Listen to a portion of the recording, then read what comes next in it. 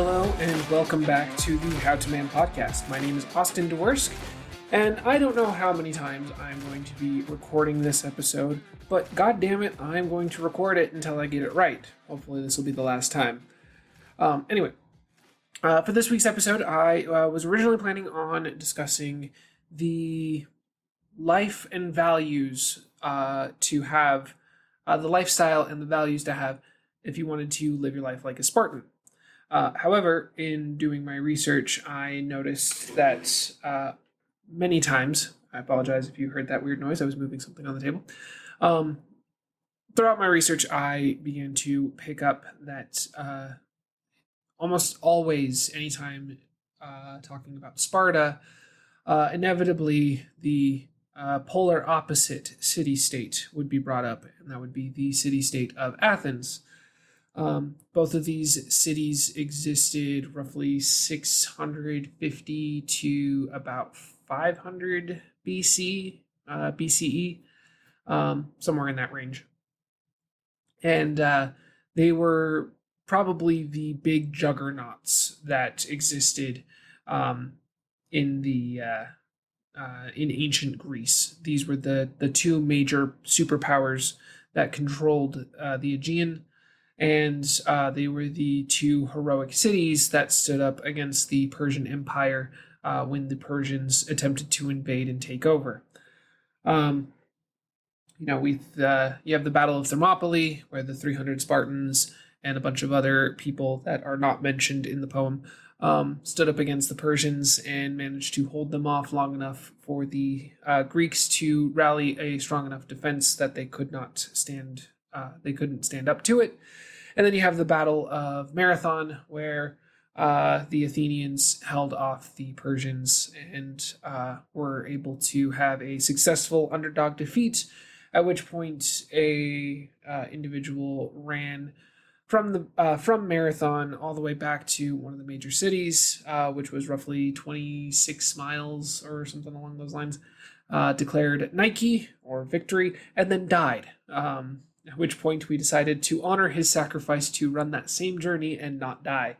I find that very interesting and hilarious. But anyway, getting back to the point, these two city-states are perpetually intertwined together. And this, of course, means that when you are talking about one, somebody is inevitably going to ask you about the other. So I figured instead of talking about the Spartans on this episode and then probably having to talk about the Athenians later, I figured I would do an actual compare and contrast between the two city-states. I wanted to discuss kind of how they built out their governments. I wanted to talk about how they raised their children, mostly the boys, as after all, this is the How to Man podcast and not How to Woman podcast, although I should talk to my wife about setting that one up. And then also talk to how their lifestyles and their values impacted who they were to their core. It's going to be interesting. I think ultimately we are going to see kind of which ones had some slightly better values, but ultimately I wanted to share their values and their ideas and lifestyles, so that way you can pick and choose which aspects of their lifestyles you wanted to incorporate into your lives, so that way you can try to live a more full and richer life as a man. So to start off, let's start off with the government systems. That is something that is most notable about these two city-states. It's where they diverge the most.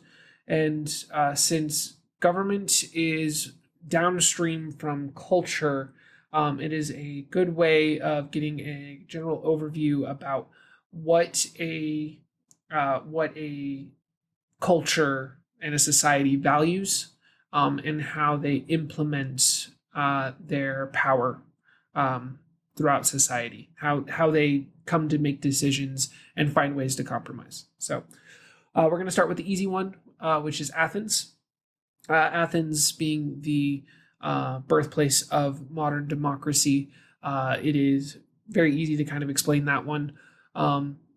They didn't have democracy throughout their entire time as a prominent civilization. However, roughly for about 150 years. They ran their city states through a democratic system. Um, it was exclusively Athenian men. You had to be a ethnic Athenian, effectively. You had to be male, so no women were allowed to vote. This was actually seen as for the general public safety, that women were barred from uh, most of society's privileges. Um, Women were seen to be irrational and hysterical, and because of this, an educated woman could potentially be extremely dangerous. So, for the public safety, women were not given nearly the same rights or privileges as men. Depending on your perspective, that could be for better or for worse. Um, so, in order to vote, you had to be an Athenian man. You could not be a woman, as women were considered potentially dangerous if they were given too much power, being hysterical and irrational creatures in the eyes of the Athenians.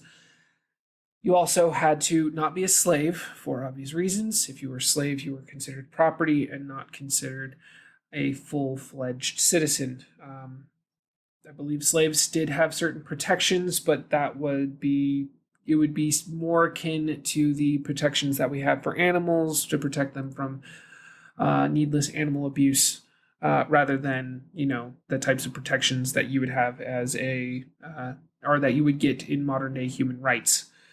Uh, and You could not be a foreigner. They did not allow immigration. You had to be an Athenian through and through. Just because you lived in Athens did not mean you were an Athenian. So these were the main restrictions that were put in place in their democracy. So it wasn't as open as we might sometimes make it out to be. That being said, they were a more open culture where they valued the input of everybody from the most successful aristocratic, blacksmith or artist to the lowest level tradesman. Um, if you were an Athenian, your voice mattered, your voice carried weight, and your input was needed in order to make sure that they would be able to find the best compromise. The way they set up their democracy was roughly the 5,000 men who qualified as a citizen would get together once a year, and they would all vote, or they would all be randomly assigned into roughly 50 groups. I think it was. No, it was 10 groups of 50. Among those 50, they would debate their own personal policies and kind of come up with their plans of action. And then of the 50, one person would be considered the general of that group, who was the most experienced. They were automatically elected to that position. And then the other four generals of that group were picked out randomly by lot. They were not elected in, they were picked out through a lottery system. And their system worked surprisingly well. I wouldn't say it worked perfectly, again, because it was roughly only 20% of the population that got to make decisions.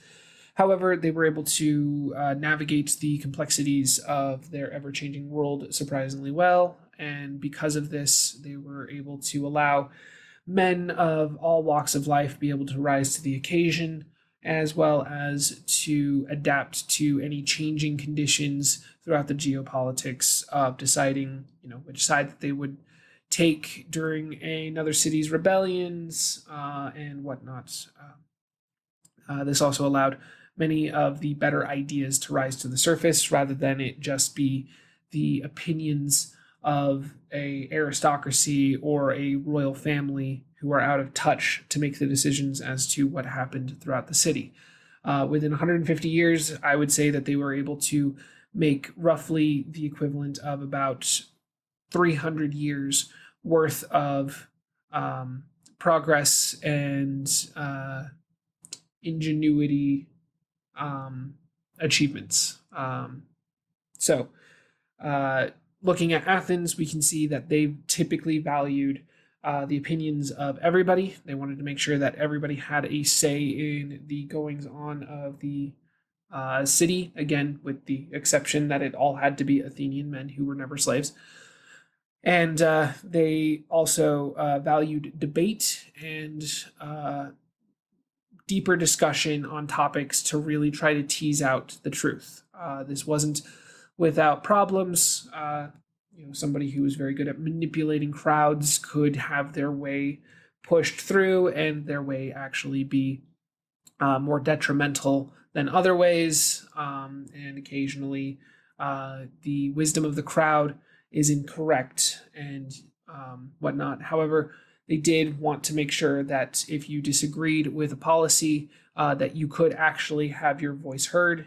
Several times they had situations where a policy was implemented and, within 24 to 48 hours, they actually reversed course as they quickly saw the error in their logic.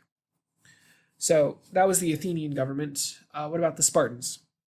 Well, the Spartans were a militaristic oligarchy. Oligarchy meaning ruled by the few, whereas democracy is ruled by the people. Demos being people, and cratic meaning rule. Oligarchy is a hierarchy of the few. So the reason why they're considered an oligarchy and not a monarchy is because they actually had two kings. I guess that would be a diarchy or dynarchy. No. Yeah. Anyway, me using about etymology. So they had two kings. Both of their kings were perceived to be the ancestors and descendant, or no, not the ancestors, but they were perceived to be the descendants of Hercules himself. Hercules, if you don't know the legend, at one point through his story, he is married and he has two twin sons. The part that the Spartans seem to forget is that Hercules killed his twin boys during a hallucinogenic induced rage caused by Hera. So it's probably safe to say that their legend isn't 100% accurate, but that is what they believed. So both of the kings were the descendants of those twin boys. They had roughly equal say, and this also allowed it to where during times of crisis, one king could go out to lead the armies while the other king stays behind to maintain order and stability inside Sparta. So it had its benefits. That being said, they still had some democratic institutions in place. They had roughly five regiments. I'm not entirely sure. This is completely a layman's discussion on these ancient histories, and this was roughly a week's worth of research compared to the years and years and years of dedicated research done by experts. So if I get anything wrong, I do apologize. But they did have some democratic systems. I'm not sure exactly what the word they used for it, but effectively they had a general assembly made up of their Spartan soldier citizens who could go ahead and vote on decrees and certain policy positions. This wasn't on everything, but on things that could affect the day-to-day lives. They would have a say. There was roughly 5 of these regiments that would vote, and if all 5 unanimously agreed on a certain policy position, they could overrule the 2 kings. So the general public did have a way of voicing their opinions against the edicts of the royal families. Another thing to point out that was majorly different was that women also had a say in how things were governed. They didn't have the right to vote, and therefore, because they couldn't join the General Assembly, and therefore didn't have a direct method of changing policies. However, women in Sparta were allowed to have their own personal opinions about the political situations as they occurred, and therefore they were able to debate and voice their opinions and exert influence in politics. Again, they weren't able to do anything directly. However, they could go ahead and have political debates amongst the soldiers, and they would usually do very well and hold their own, and then they could influence the beliefs and the political views of the various regiments. And if their arguments were very good and the regiments agreed, they could then vote to overrule the kings on a certain edict. I wouldn't say that this happened very often, but it was a thing that the women were allowed to do. So, with Sparta, because of their militaristic setup, after all, the only way you could be a citizen was to be a Spartan soldier. It was almost guaranteed if you were born a Spartan, as you would be a male, you would immediately start military service very early on.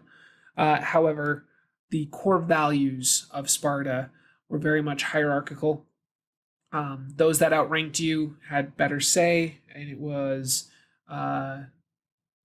taboo to voice an opinion against a direct order. I wouldn't say that they didn't want their soldiers to be.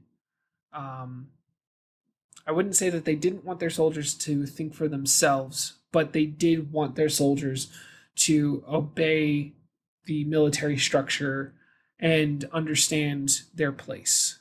So, being outspoken was, I wouldn't say it was taboo, I wouldn't say it was frowned upon, but it wasn't a normal thing.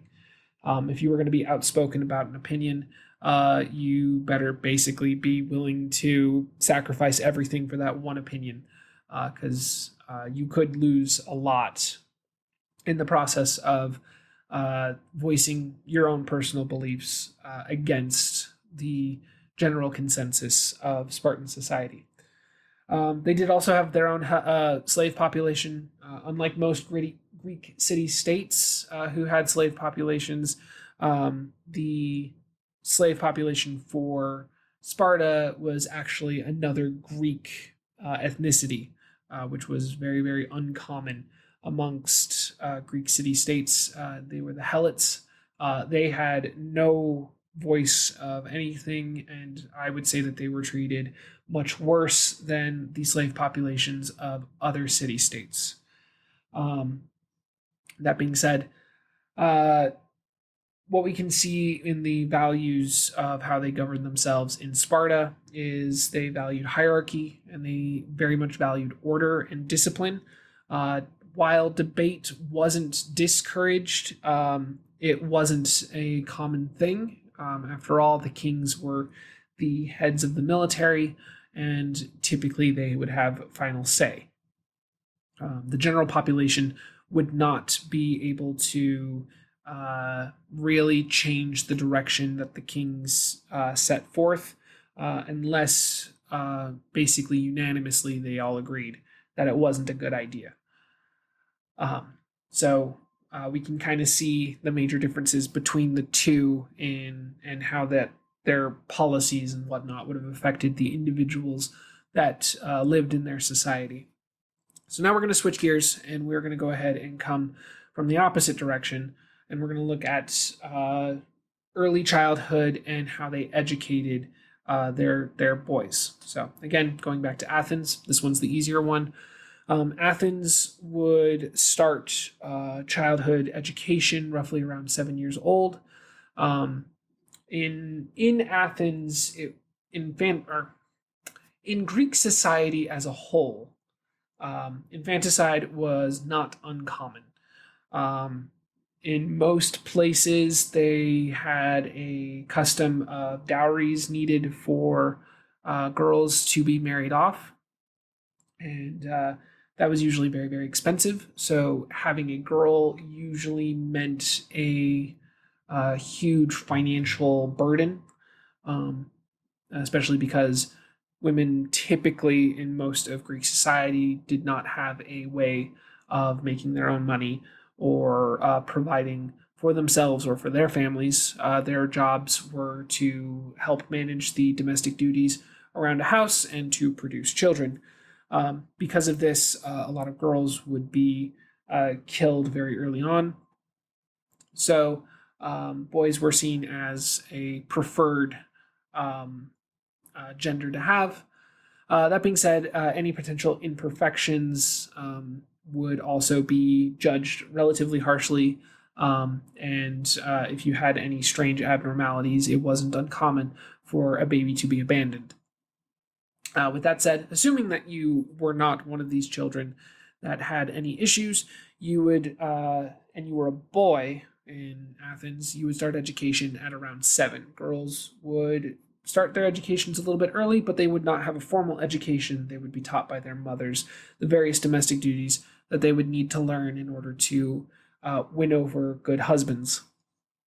Women were effectively wards of their fathers and then their husbands, and they were very rarely allowed to leave their houses, only for special occasions and special rituals. Um, so for boys, they would start their education roughly around 7. During their education, they would learn how to read and write. They would learn how to do mathematics. They would learn learn how to read and write by reading Homer and the works of various other poets from before their time.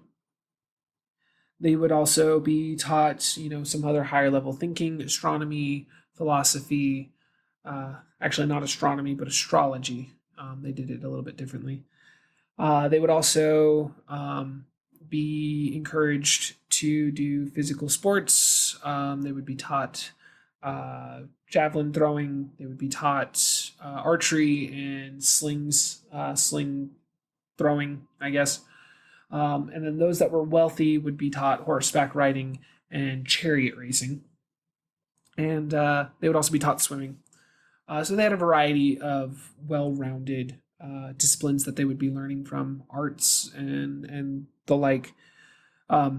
So it wasn't too dissimilar to kind of how we run our schooling systems today. They would also sometimes have a slave that would help with tutoring. Again, this is one of those weird instances where the slave population was educated, but they didn't have any rights. So they had a very similar structure to what we have today. If you were to go back to Athens during this time period, you would probably not find their education system to be too out of the ordinary. They would also learn music and a lot of other cultural things. And then roughly by the time they got to adulthood, at 18, they would join a military-like school. Military service was not compulsory. However, learning how to fight and stand up for yourself and understand military tactics was important, as during a time of crisis, you may be called upon to serve for Athens. So, the military body was made up of men. They wanted to make sure that in a time of crisis, they could, call upon all of their men to go stand up and fight if needed. So they wanted to make sure that they had some level of training. So for 2 years, they would join a military school. And then at the age of 20, they would graduate as full-fledged citizens.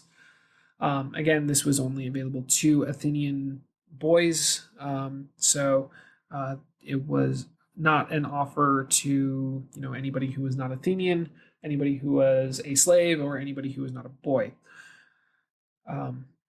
So that was kind of Athens' way. They wanted to ensure that their young men were well-rounded. This allowed for the children to kind of learn about what their strengths and weaknesses were and try to find jobs and employment in areas that could maximize their strengths. So that way they could then be the most effective in serving Athens as a whole through their own individual desires. Again, very, very similar to how we would run things in modern societies today. For Sparta, It's a little different. They did not have an education system for the boys. They had mandatory military service starting at 7. Um, uh, Again, as I mentioned with infanticide, I'm getting a little ahead of myself. Uh, as I mentioned before, infanticide was not uncommon. Um, many societies throughout Greece tended to want to have a certain gender, and they wanted to make sure that they were always healthy. And if there was the possibility that their child was slow or their child had some sort of defect that made them difficult to take care of, they would abandon them a lot of times. And Sparta was no exception. However, whereas most city states had a tendency to abandon or kill baby girls, Sparta was their tendency was to abandon and kill baby boys. And the reason why was because children of Sparta were not the properties of their parents, they were the property of the state. Your path from birth was already decided. If you were a girl, your job was to provide more bodies for the Sparta military apparatus. Whereas if you were a boy, your job was to become a soldier and to die for Sparta. In order to make sure that they could maintain their army's ranks, they needed to make sure that baby boys were born, and that meant that any girls that were born, had value as they could potentially give birth to another son later in their lives. So, women were very well respected and very well taken care of during their time because they were the only ones who could bring forth Spartan soldiers. Boys, however, if there was the smallest defect that could potentially cause a disadvantage to the Spartan military, they needed to be removed. Any possible point of weakness had to be expunged. So it was important that you would be born with no defects. They did everything they could to ensure that the baby had the best chance of being born healthy and successful. So even during pregnancy, women were encouraged to exercise a lot, eat healthy, and to do various exercises that they believed encouraged a healthy baby and a strong baby. Assuming that you survived the judging process, at age 7, you would be taken away from your family and you would be put into military boot camp. And you would be going through what was known as the agoge for the next decade and a half, roughly speaking. So, during the agoge, you would not be allowed to wear clothing. You would also not even wear shoes, even during the winter when it did snow on occasion. You would only be given one cloak, and this was to build up your tolerance to discomfort and to pain. You would also be underfed, again, to build up your tolerance to discomfort, as well as to encourage resourcefulness. Stealing from your fellow agoge participants was not uncommon. If you were caught stealing, however, you would be severely beaten, not because you stole, but because you got caught. This had multiple reasons or multiple lessons that they wanted to teach. The first one was that you needed to be resourceful, and that resourcefulness needed to be done strategically and with I guess good stealth. Trying to think of the words. You basically needed to. They wanted to make sure that you were perfect in all aspects, including your ability to get what you needed without being noticed. So if you got caught, you'd be severely beaten. The other thing that this taught was it is better to be severely beaten during training than it is to get killed on the battlefield. Getting caught stealing, bread from your friend during the agoge meant that you suffered a severe punishment, because in real life, you would not get a second chance. If you were behind enemy lines and you were the one who was stupid enough to get yourself caught, you could not only cause the death of yourself, but you could cause the entire death of your squad. This was unacceptable. Your actions had consequences, and they wanted to make sure you understood that your actions had consequences. And if you were going to do anything that could potentially jeopardize the rest of the squad, that you had to be damn sure you would get it done. Otherwise, it would be even worse than if you would have just not bothered. Um, so this was also, again, to get them used to pain, get them used to being beaten, being pushed around. A lot of hazing throughout the agoge was common from from older boys. Bullying, things that we would consider today as bullying, would be done regularly and encouraged. The other reason why they underfed their boys was so that way they would maintain a proper military physique. They wanted to make sure that the boys stayed strong and did not get overweight. And to do this was to help make sure that their caloric intake did not exceed a certain amount. Again, they would not have seen it this way at the time. That's a very modern idea. However, they did notice the benefits of slightly underfed soldiers. Being slightly underfed helps maintain focus. If you've ever eaten too much, around Thanksgiving or around any celebration, you feel tired and lethargic, you just want to lay down and sleep. Being underfed helps keep you awake, keep you alert. The other benefit that they would not have known at the time, but is stuff that they've discovered nowadays, is when you are underfed, your body is going to start utilizing the various resources within it. It's going to start cannibalizing itself. However, it doesn't immediately start cannibalizing useful things. It doesn't immediately start cannibalizing your fat stores, and it's not going to just immediately start pulling nutrients from your muscles or anything like that. What it does is it actually seeks out damaged tissue and uses that first. Effectively, it keeps the body clean and helps keep all of your muscles and your organs and stuff operating at peak efficiency, because it doesn't allow any damaged tissue to get in the way of how it operates. It'll go ahead and use the damaged tissue first, allowing only healthy tissue to remain.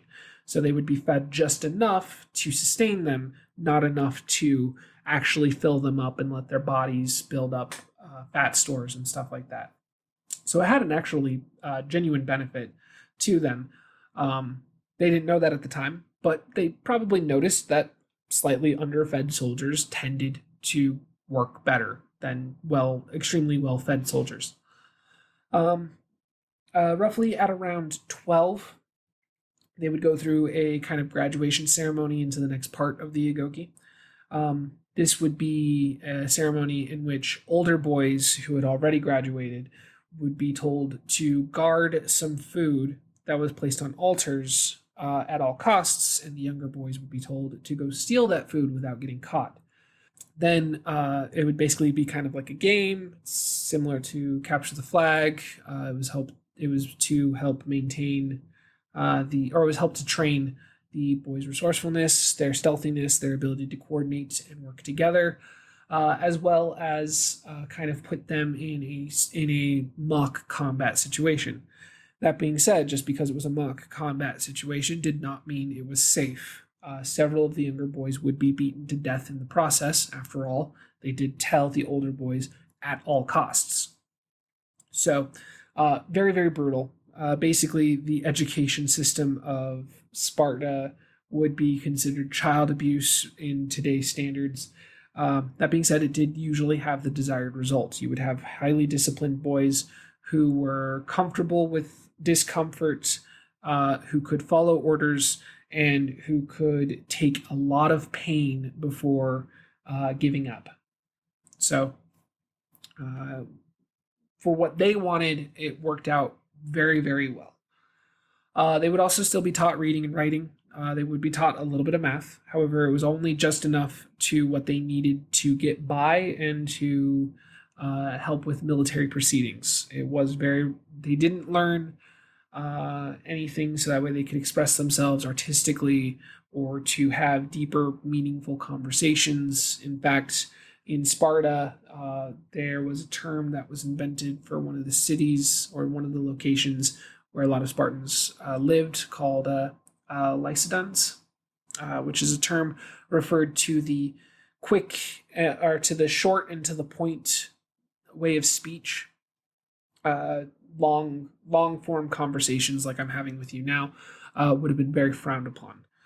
They wanted you to get to the point. They wanted you to be as precise and concise as possible, and they wanted to be done with the matter as quickly as possible because they had more important things to do, such as killing barbarians. So, with Sparta's education system, like I said before, by today's standards, a lot of that would be considered abuse. It would not, it is not acceptable to just beat children if they are caught stealing. It is not acceptable to teach them to be murderous. Several of the kids would be given a knife and told to go out into the valley and kill as many helots as they possibly could. The helots being the Spartan slave population. That is not acceptable by today's standards under any means. That being said, I will say that there is something that we can pull from Spartan education that I do think we probably should, and that is getting children used to discomfort. Again, do not go to the same extreme that the Spartans did. We do not have to have them running around naked and barefoot in the middle of winter, and we don't have to put them under rigorous and grueling exercises that Navy SEALs would go through. But we could teach them to be teach them to live their lives in a way that they are okay with being a little bit uncomfortable. Help create a culture of eating to sustain themselves, not or eating to live, not living to eat. With especially in the US's abundance that we have when it comes to food, it's very, very easy to overeat, and a lot of kids, unfortunately, are overeating at a young age. Teaching them to be okay with being a little bit hungry throughout the day, I don't think would be a bad thing. Again, they still need to be fed enough, to be well nourished and stuff like that. But eating hyper nutritious meals, but not as much food in one sitting, versus eating a lot of crap that can fill you up and overeating on that, I think would go a long way to help. It would also get them used to the feeling of discomfort, putting them in situations where they would need to stand up for themselves. Again, we want to keep this in a more controlled environment. We don't want any kids getting hurt or anything, but allowing the kids to stand up for themselves, teaching them that it's okay to stand up for themselves, and teaching them to be okay with the discomfort of, confrontation, the discomfort of doing hard work and stuff like that, would basically guarantee their success in the future. Right now, a lot of people are not comfortable doing hard work. A lot of people are not comfortable spending long hours doing things that they dislike, and not many of them are comfortable going up to their boss and asking for a raise. Literally, a kid who is okay with being a little bit confrontational and is okay with living within their means and maybe not getting as much food in one sitting, or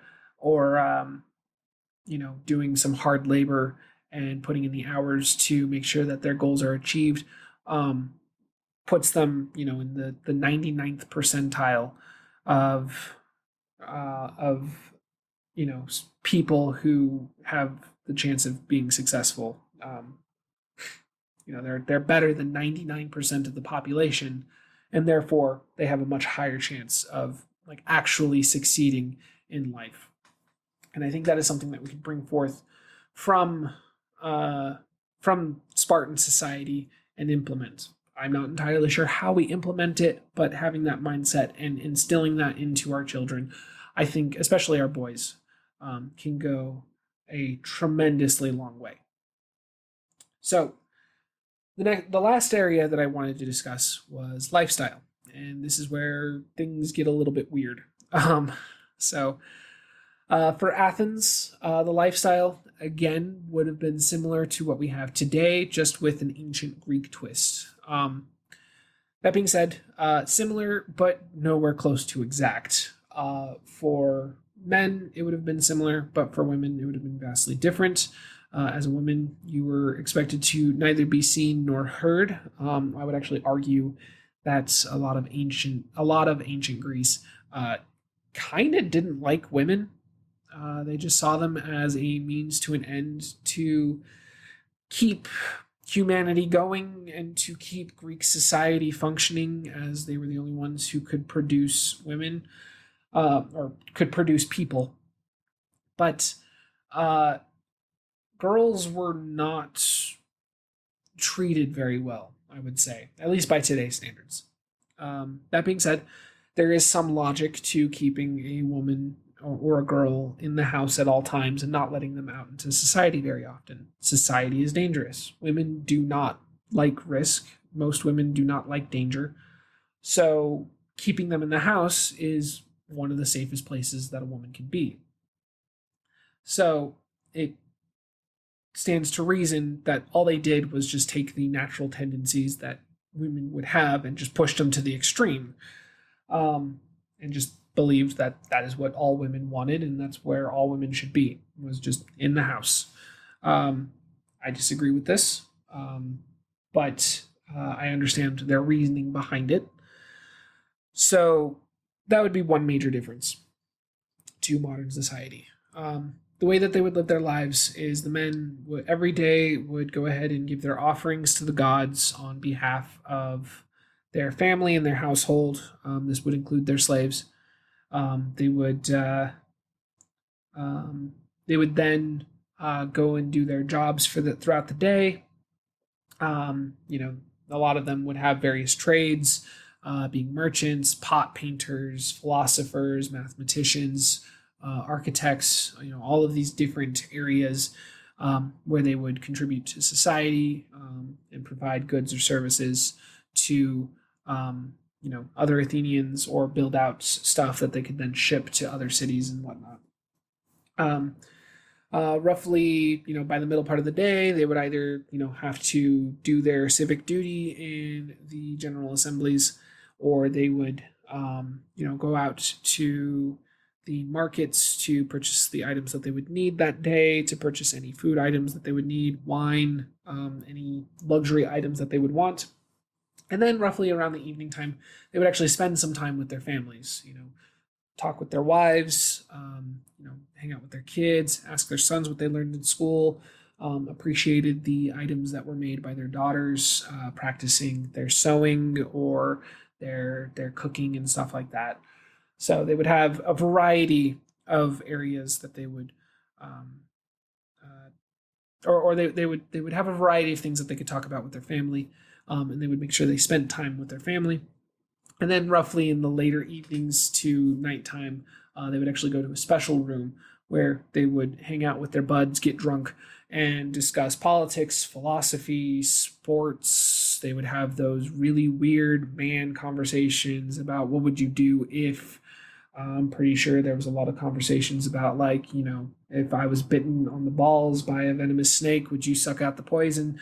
So the general types of conversations that you would expect of all men. And then they would go to bed and they would start everything over the next day. Again, not too dissimilar to kind of how things are already going. They definitely, Athens and a lot of Greek society definitely preferred what we would consider higher level thinking. Being a philosopher was actually a very noble pursuit. They had multiple, effectively, celebrities in Athens: Socrates, Plato, and the likes. They would go see plays, dramas that would be put on to tell the various stories of the current politics going on, as well as to retell the stories of their religious beliefs, the mythologies that they believed in. And they would be they would be considered the aristocracy that we would have today. They would hold themselves as like as Harvard grads and whatnot a lot of times. So we look at the lifestyle of the Spartans now, which would be vastly different. This is where the biggest differences are. Again, as a Spartan, you were a soldier first. You would live the majority of your life in the barracks. They had the technical term I want to say was secessions. I only saw that word once, so I don't know how accurate it was. But for the sake of ease on my brain and the sake of not having to pronounce a overly difficult word, I'm going to refer to them as barracks. But they were this kind of mix between, for their specific type, they were this mix of a mess hall that the younger boys until they were 30 would actually live in, and then once they turned 30 they could move out, as well as as well as kind of like a gentleman's club. This was just generally where the soldiers would come and hang out, play board games, discuss various training tactics, relay their experiences to the younger soldiers and whatnot, as a way to kind of build that camaraderie and whatnot. They would also regularly train with each other or by themselves, go through military drills. Something I didn't mention before was dance was incredibly important in Spartan society. They would have been taught that during the agoge, and this was to help build fleet of movement and grace and balance, but it was also important for teaching timing and coordination. After all, if you want to manage a phalanx, making sure that everybody moves in tandem at precise timing is incredibly important. And in order to dance very, very well, especially in a group, you needed to master that timing and coordination. So they would practice their dances, they would practice their movements, they would practice their sword techniques, their spear techniques, they would especially practice their shield techniques, and whatnot. Men would get married relatively early. Again, a woman's duty was to produce children, and in Sparta, it was seen as an incredibly high honor. I would actually argue they were probably one of the few societies of ancient Greek that actually liked women because they understood the importance of them. Women were given a lot of liberties, a lot of privileges, as long as they were disciplined themselves and they made sure that they were physically fit. They would be well taken care of. They would be well nourished. And because of this, they would have a lot of liberties. So getting married, women would typically get married around 18. Their wedding ceremonies were a little bit different, and it is because it is believed by a lot of people. I'm not saying that this is 100% true. I'm not an expert. I've seen some arguments against this idea, but it was believed that Sparta had almost compulsory homosexuality. There's a term, I want to say it's called pedicastes. I can't remember exactly if that's the term or if it's something else. But it was a system in which an older man would develop a mentorship with a younger boy. It was rare it was younger than 12. It was seen as taboo if it was younger than 12. But this mentorship would not only involve, helping the boy understand how to be a man, as well as, kind of offering a way to sponsor the boy to get into the various barracks and to be accepted a little bit quicker. It did involve sexual favors. So it is believed that Sparta had this a lot, and because the sexes would have been separated very early on, and it was considered improper for men and women to commingle or cohabitate until the man was at least 30. They would have been, it was difficult for them to adjust to having a heterosexual relationship. So one of the marriage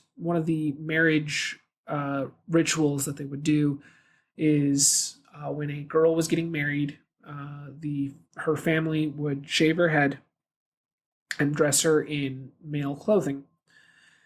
Then they would leave her in a room, at which point the groom of the bride would then sneak in, would lay with her, um, have sex, and then he would sneak away and then sleep at the barracks. And this was to help it. One of the theories is this was to help the adjustment from a homosexual relationship that they're used to, because that's what they were groomed in growing up to, into a heterosexual relationship that was kind of mandatory. So that's one thing that Sparta, I think, can keep, because that's fucking weird. But that being said, another aspect was that because women had so much freedom and their primary duty was to bear children, and the men would either not be allowed to actually spend a lot of time with the women, or would be off fighting wars and not spending a lot of time at home. It was not uncommon for women to take on extramarital affairs. In fact, some sources I saw said that it was an honor to give your wife over to a stronger man. Again, Sparta wanted to make sure that they had the smartest, or the strongest and most capable soldiers, which meant they wanted to make sure that their best soldiers basically had the most kids. So cuckoldry was very common. Also, jealousy was something that was heavily frowned upon. So it was encouraged to have slightly more open relationships, which is something that I disagree with. I think it's more important to have a monogamous relationship. Somebody who has happily been with my wife for many years, even before we got married. I would disagree with that tradition of Sparta. That being said, I understand the logic that they had with that decision. I ain't saying it's right, I'm just saying it is what it is. So for Sparta, obviously the values of building out the strongest armies, making sure that everybody was physically capable as well as mentally swift enough to be able to carry out orders and to adapt to the changing situations of a battlefield was incredibly important. But they had a few things about them that I would say probably should stay in the past. I love Spartans. I think they are fascinating, and I think a Spartan mindset is something that a lot of men could seriously use nowadays. However, I would say living your life more as an Athenian would be preferable. For first of all, Athenians never had to worry, or Athenians rarely ever had to worry about their wives sleeping with other men. Whereas in Sparta, you had to just accept that that was going to happen. And if you couldn't, then you were seen as the weak one, which I find very strange. I'm also not for child abuse, though I would like to ensure that my children are incredibly strong and capable. I'm not going to force them to run around in the snow barefooted. So I think the best compromise for living as the ideal Greek man would be living your life as an Athenian, being well-rounded, well-educated, taking the time to actually understand philosophy, taking the time to appreciate art and poetry, all of these things that are heavily associated with Athens. I think being that on the surface level is ideal. But your core being should be that of a Spartan. You should have the mentality of a Spartan. Spartans had this almost supernatural mentality of can do, never quit. They they enjoyed battle, and they enjoyed confrontation. They enjoyed the challenge that life had to offer, and they lived very humbly. In fact, one of the kings was the perfect example of this humble lifestyle. Um, you'd only be given a cloak once a year, and that was your only piece of clothing for that entire year during the agoge. He took that to extreme, and he actually only had one cloak for the majority of his life. And he was a king. He was actually nicknamed the Ragged Cloak King, or the Ragged King, because of the fact that his cloak had so many holes in it. But he wanted to showcase that you didn't need to live a fancy lifestyle even as a king. You could get by with just one thing. It was very similar to the philosopher Dionysus, I want to say. I think that's his name. He was kind of considered crazy, but he lived naked inside of effectively a box of the time period, just a very, very large base. And all he had with him was a bowl, up until he noticed that there was a kid who was also poor who was just drinking water out of his hands, and then he realized, oh, I didn't even need the bowl. So living that incredibly humble, stoic life, I think, is incredibly helpful, especially for men. But not living to the extreme of a Spartan and living more like an Athenian with a Spartan's mindset on money and duty, I think, is probably the best combination that a soldier could get, or not a soldier, but a man. A man could have if he wanted to live a kind of Greek lifestyle, an ancient Greek lifestyle, to be specific. So, thank you for listening to me ramble for the last hour or so. I'm going to go ahead and get editing on this as soon as possible so I can get this out on time. If you enjoyed listening to my rambles, if you thought what I was talking about was helpful or interesting or, God forbid, entertaining, feel free to give it a like. If you're listening to this on YouTube or Rumble, subscribe or follow, respectively. If you're listening to this on Spotify or any other podcasting platform, go ahead and set up so that way you get notifications about my uploads, as well as follow me on Twitter or X, so that way you can give me some feedback on YouTube and Rumble. If you can give me a comment down below. I would like to improve this show as much as I can, and I would very much appreciate the feedback. There's only so much that I can correct on my own, and I'm probably doing a lot of mistakes or doing a lot of weird things that could be corrected, but I don't know about them. So if you could bring those to my attention, that would be much appreciated, as well as just tell me generally what you like or what you would like me to talk about next. I am open to any possibilities. I'm enjoying making this show right now, learning about the different types of men in the world, learning about different ways to improve myself and ways that other people have improved themselves. So anything that you wish me to talk about in the future, let me know. Would greatly appreciate it. Anyway, I am done taking up your time for today. So again, thank you for listening. I hope you've enjoyed, and I want you to have a great day. Take care.